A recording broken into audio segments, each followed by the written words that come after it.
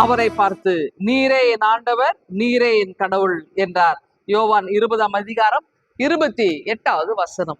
இன்றைக்கு ஜூலை மாதம் 3ஆம் தேதி தூய தோமானுடைய திருநாளா இருக்குங்க. இந்த தோமா அப்படின் போது அதாவது இவரை பார்க்கும்போதே நம்ம ஐயப்பேர் விழி, விசுவாசி இல்லாதவர், அப்படி ஆண்டவரே சந்தேகப்பட்டார் அப்படிலாம் இவரை நம்ம வந்து ஒரு மாதிரி யோசிப்போம். ஆனால் அப்படி அல்ல.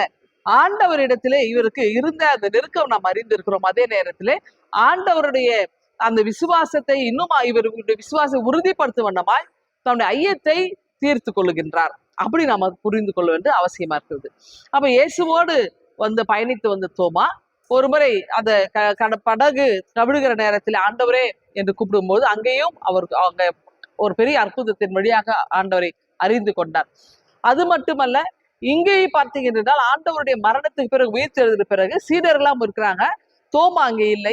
ஆண்டவர் வந்து உயிர் தெழுந்தா நீ இல்லையே அப்படின்னு அவரை பார்த்தோன்னும் போது, இல்ல நான் அவரை நேரடியாக பார்க்க வேண்டும், என்னுடைய கை விரலை அவருடைய விழாவில விட்டு நான் ஐயம் தீர்ந்த பிறகுதான் அவரை நம்புவேன் அப்படின்றார். அப்போ அவர் எவ்வளவு ஒரு உறுதிப்பாடோடு இருந்த, உண்மையிலே ஆண்டவர் தானா அப்படின்னு நான் வந்து என்னுடைய சந்தேகத்தை தீர்க்கணுன்றார். அப்போ ஆண்டவர் தோமாக்கு முன்னாடி வந்து, தோமா இந்த என்னுடைய விழாவில உடைய கையை போடு, கையிடு, நான் தான் அப்படின்றத நீ தெரிந்து கொள் அப்படின்னு தன்னை வெளிப்படுத்துகின்றார்.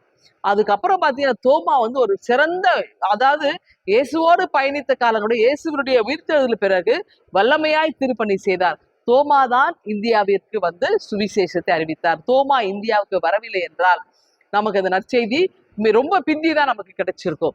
இன்னொன்று நமக்கெல்லாம் மிகப்பெரிய ஆசீர்வாதம் என்னன்னாக்கா, ஆண்டவரோடு இருந்த 12 அப்போஸ்தலர்ல ஒருவர் இந்தியாவுக்கு வந்தார்ல, இது எவ்வளவு பெரிய அற்புதம் நமக்கு கிடைச்சிருக்குது. அப்போ நம்ம உண்மையிலே நம்ம எல்லாம் பாக்கியவான்களா இருக்கிறோம், பாக்கியவதிகளா இருக்கிறோம். அப்ப இவர் என்ன பண்றாரு, வந்தவர் பஞ்சாப்ல இருந்து, திருவிதாங்கூர்ல இருந்து, அந்த கேரளா போன்ற பகுதிகள், சென்னையில வந்து இருந்து தோமா மலையிலே சாந்தோம் போன்ற பகுதியில இவர் தங்கியிருந்து சுவிசேஷ பணியாற்றுகிறார். ஆனால் ஆதிக்க சாதியினர் இவர் என்ன செய்கிறாங்க, கொலை செய்து விடுகிறார்கள். இன்னைக்கு சென்னையிலே தோமா மலை இதுக்கு ஒரு சாட்சியாக இருக்கிறது. ஒருவேளை இயேசுனுடைய சுவிசேஷத்தை இவர் எவ்வளவு அழகாய் அறிவித்தார். இவர் வாழ்ந்ததை விட இவர் காலத்துக்கு அப்புறம் தான் அநேகர் இயேசுக்கு நற்சாட்சிகளை வழங்க ஆரம்பிச்சார். அநேகர் இயேசுவை ஏற்றுக்கொண்டார்கள், இயேசுடைய சீடரை பார்த்தார்கள், அவர் வழியாக இயேசுவை உணர்ந்து கொண்டார்கள். நாமும் இயேசுவை இந்த உலகத்தில வாழ்ந்து காட்டுகிறவர்களாக, பிரதிபலிக்கிறவர்களாக நாம் திகழ்வோமா? இந்த சிந்தனையோடு இந்த நாளை துவங்குங்கள். ஆண்டவர் உங்களை ஆசீர்வதிப்பாராக. ஆமென். எங்கள் அன்பின் ஆண்டவரை, தோமானுடைய வாழ்வுக்காய் நன்றியோடு போய் துதிக்கின்றோம். ஆண்டவரே, நாங்களும் தோமாவை போல நற்சாட்சி உள்ளவர்களாய் வாழ கிருபை தார். பேசி ஜெபிக்கிறோம் எங்கள் அன்பின் கடவுளை. ஆமென்.